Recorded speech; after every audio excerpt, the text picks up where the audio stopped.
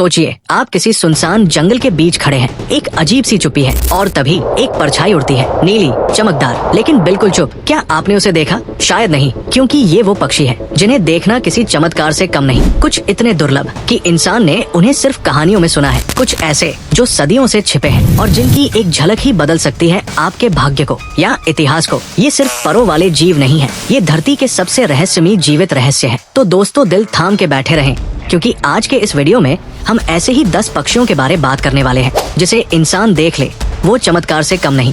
Number 1, speaks Macron. कभी सोचा है आसमान का कोई टुकड़ा अगर जमीन पर उतर आए तो वो कैसा दिखेगा? ब्राजील के सुदूर शुष्क जंगलों में एक ऐसा ही टुकड़ा उड़ता था, नीला, शांत और इतना सुंदर कि उसे देखकर दिल भी कुछ पल के लिए उड़ने लगे। स्पिक्स मैकॉ एक ऐसा पक्षी जो ज्यादातर लोग सिर्फ तस्वीरों में देखते हैं, और वो तस्वीरें भी धुंधली हैं, जैसे स्मृति में रह गया कोई सपना। इस पक्षी की कहानी प्राकृतिक सुंदरता और मानवीय लालच की जंग है। एक समय था जब ये पक्षी खुले आसमान में उड़ता था, एक पूरा झुंड, जैसे कोई नीली नदी हवा में बह रही हो। लेकिन फिर इंसानों ने इसे पिंजरे में कैद कर लिया, कभी शौक के लिए, कभी व्यापार के लिए। धीरे धीरे पेड़ कटते गए, जंगल सिकुड़ता गया और स्पिक्स मैकॉ एक जीवित पक्षी से एक लॉस्ट लेजेंड बन गया। इस प्रजाति के बहुत ही कम सदस्य बचे हैं, वो भी सिर्फ कृत्रिम वातावरण में। प्राकृतिक जंगल में इसका मिलना कोई चमत्कार से कम नहीं। इसे देखकर ऐसा लगता है कि प्रकृति आज भी इंसान को एक आखिरी मौका दे रही है, एक आखिरी नीली उड़ान, एक आखिरी उम्मीद कि शायद हम अब सीख जाए कि सौंदर्य को कैद नहीं किया जा सकता। स्पिक्स मैकॉ उड़ता नहीं, वो याद दिलाता है कि हर पंख में एक कविता होती है, बस हमें उसे पढ़ना आना चाहिए। Number 2, kakapo. रात का अंधेरा सब कुछ छिपा लेता है, लेकिन काकापो तब भी वहाँ होता है, एक मौन योगी की तरह जो जमीन पर चलता है लेकिन किसी को सुनाई नहीं देता। न्यूजीलैंड की धरती पर ये दुनिया का इकलौता तोता है जो उड़ता नहीं, लेकिन उसकी आत्मा हवा से भी हल्की है। काकापो का शरीर भारी है, पर उसकी चाल में ऐसी शांति है कि आप उसे तब तक नहीं देख सकते जब तक आप खुद शांत न हो जाएं। इसका रंग हरा है, जैसे पेड़ों ने इसे जन्म दिया हो, जैसे वो जंगल का हिस्सा नहीं, जंगल की आत्मा ही हो। ये दिन में नहीं दिखता, रात इसकी दुनिया है जहाँ ये चुपचाप चलता है, जैसे सदियों पुरानी कोई पूजा विधि निभा रहा हो। कभी ये हजारों की संख्या में था, आज सिर्फ कुछ दर्जन काकापो ही बचे हैं, लेकिन हर एक काकापो प्रकृति का ध्यान मग्न ऋषि है जो हमसे कुछ नहीं मांगता, सिर्फ शांति और सम्मान। काकापो हमें सिखाता है कि उड़ना जरूरी नहीं, शांति में जीना भी एक उड़ान है। Number 3, Siberian crane. कभी आपने बर्फ को उड़ते देखा है? कभी महसूस किया है कि बादल जमीन पर उतर आए हों? साइबेरियन क्रेन सिर्फ एक पक्षी नहीं, वो प्रकृति की शुद्धता का दूत है। हर साल हजारों किलोमीटर का सफर तय करके ये सफेद सारस भारत आता था, जैसे हिमालय की चोटी से कोई शांत संदेश लाने वाला हो। आज उसकी आवाज सुनाई नहीं देती, क्योंकि वो लगभग गायब हो गया है। अब उसका आना त्योहार नहीं, संयोग है। कोई जब कहता है कि उसने देखा है, तो लगता है किसी देवता ने दर्शन दिए हों। साइबेरियन क्रेन हमें याद दिलाता है कि जो सबसे पवित्र होता है वो सबसे जल्दी छीन लिया जाता है। नंबर 4, मदागास्कर पॉचर्ड। कुछ जीव ऐसे होते हैं जो समय के पन्नों से गायब हो जाते हैं और फिर अचानक वापस लौटते हैं। मदागास्कर पॉचर्ड एक ऐसी बत्तख जो विलुप्त घोषित की जा चुकी थी। 2006 में एक झील के शांत पानी पर जब पहली बार उसकी परछाई दिखी तो पूरा विज्ञान चौंक गया। ये बत्तख लौटकर कुछ नहीं कहती, लेकिन उसकी वापसी प्रकृति का एक संदेश है कि जो खोया गया है वो पूरी तरह कभी खोता नहीं। मदागास्कर पॉचर्ड वो कविता है जिसे हम भूल गए थे,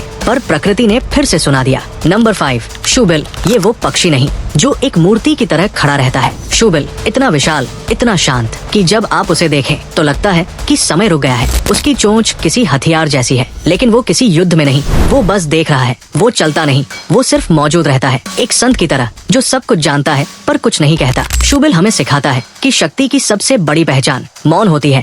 नंबर 6, ब्लैक फेस्ड स्पूनबिल। इसका शरीर बर्फ जैसा सफेद होता है और चेहरा स्याही की तरह गहरा काला। ब्लैक फेस्ड स्पूनबिल ऐसा लगता है मानो किसी कलाकार ने उसे ब्रश से नहीं, दिल से चित्रित किया हो। उसकी चोंच चपटी है, जैसे कोई प्राचीन वाद्य यंत्र। जब वो दलदली पानी में हलचल करता है तो लगता है जैसे प्रकृति कोई रहस्यमयी राग बजा रही हो। हर सुबह सूरज की पहली किरण जब उसकी पंखों पर पड़ती है तो वो किसी तपस्वी की तरह चमकता है, शांत, लेकिन भीतर एक आध्यात्मिक उथल पुथल लिए हुए। वो उड़ता नहीं, वो बहता है, जैसे हवा में तैरता कोई मंत्र। लेकिन इंसान की तेजी, उसकी जरूरतें स्पूनबिल के संसार को सिकोड़ती जा रही है। कीचड़ सूख रहे हैं, हैं और साथ ही सूख रही है एक संस्कृति, एक मौन संगीत जो अब बस कुछ ही दिलों तक पहुंचता है। ये स्पून बिल सिर्फ एक पक्षी नहीं, ये वो आखिरी सुर है जो हमें याद दिलाता है कि प्रकृति भी शांति के गीत गाती है अगर हम उन्हें सुनना सीखें। नंबर 7, जवान पाइड हॉर्नबिल। इंडोनेशिया के जावा द्वीप पर जहाँ सुबह की हवा भी बांसुरी की तरह बजती है, वही उड़ता है जवान पाइड हॉर्नबिल। काले और सफेद रंग का संतुलन थामे एक उड़ता हुआ प्रहरी। उसकी चोंच पर एक कैसक बना होता है, जैसे कोई मुकुट, कोई शाही प्रतीक। वो न सिर्फ उड़ता है बल्कि पूरे जंगल की आत्मा की रक्षा करता है। उसकी सबसे खूबसूरत बात, जब मादा अंडे देती है तो नर उसे घोंसले में बंद कर देता है और महीनों तक बाहर से खाना ला कर देता है, बिना थके, बिना रुके।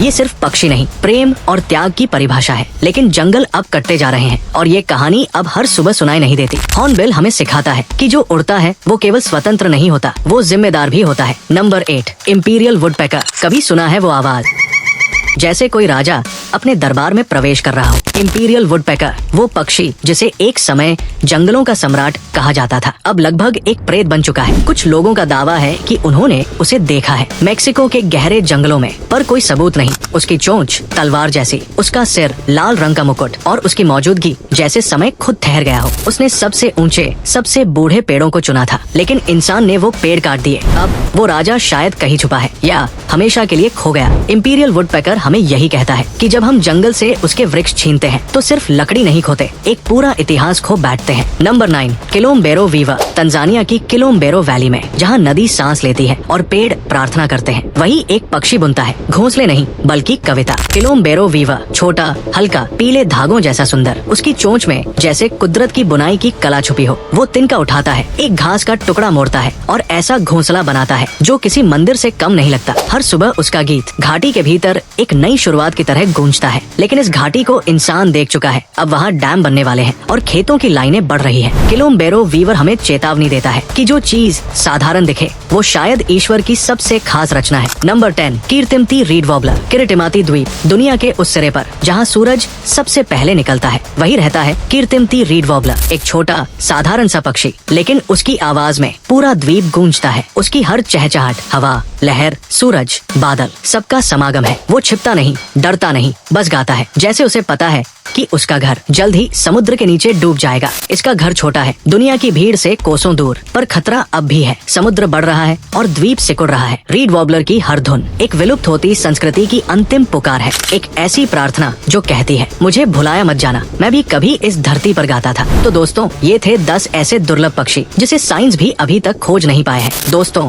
वीडियो पसंद आया हो तो एक लाइक जरूर करें और भी ऐसे ही रहस्यमय जानकारी के लिए चैनल को सब्सक्राइब जरूर कर ले।